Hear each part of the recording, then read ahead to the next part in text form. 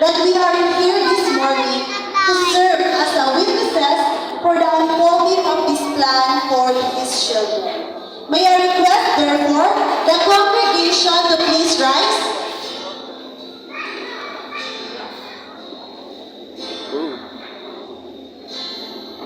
And let us all witness the grandeur of her entrance, the woman for this day, Miss Marilyn Alan Lancaster.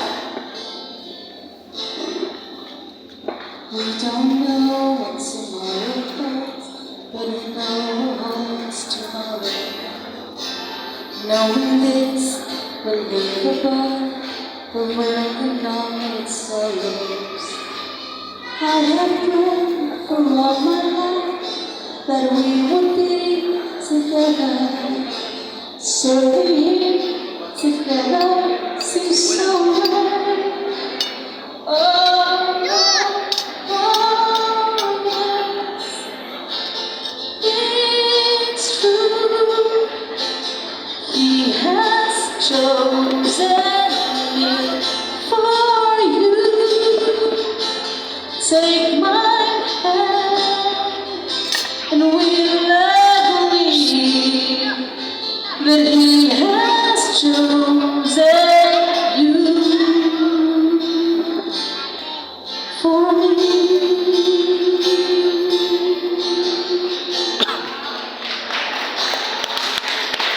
Now and then I like to think about the day God saved me. All the love that He bestowed and all the gifts He gave me. With all this, I praise His name for putting us together. He knew we'd be together from the start.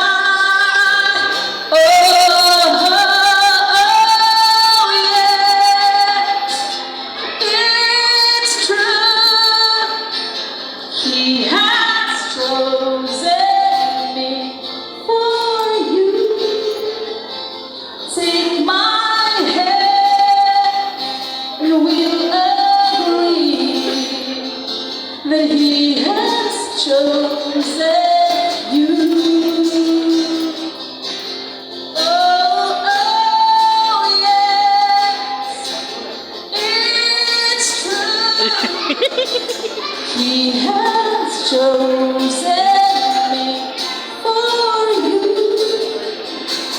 Take my hand, and we'll agree that He has chosen you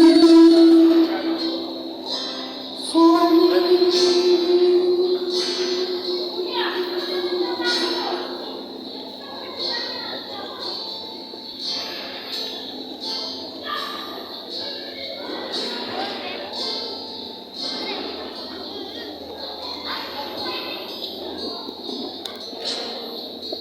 Forgive this woman, marriage. Kasi nagtugot aning babae na aslong karon.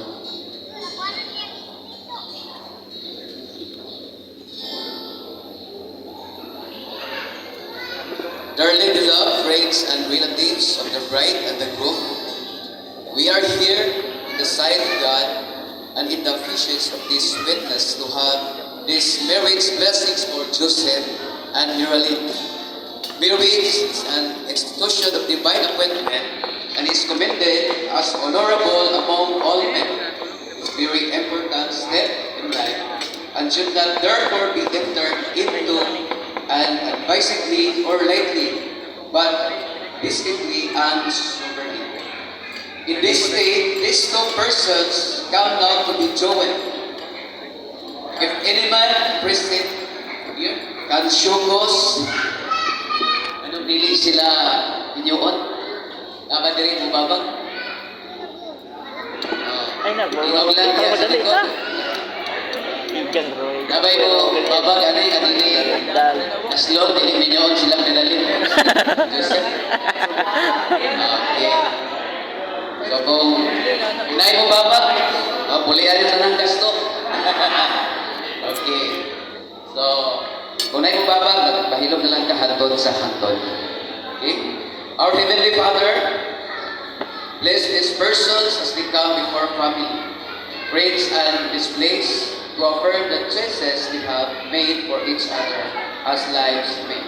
Grant them the seriousness of purpose that they have delivered from empty words and casual commitment in Jesus' name. Let us remain standing for the reading of the Holy Scripture. 1 Corinthians chapter 7 verses 1 to 7. But since there is so much immorality, each man should have his own wife and each woman her own husband. The husband should fulfill his marital duty to his wife and likewise the wife to her husband. The wife's body does not belong to her alone, but also to her husband. In the same way, the husband's body does not belong to him alone, but also to his wife. Do not deprive each other, except by mutual consent and for a time, so that you may devote yourselves to prayer, then come together again, so that Satan will not tempt you because of your lack of self-control. I say this as a concession,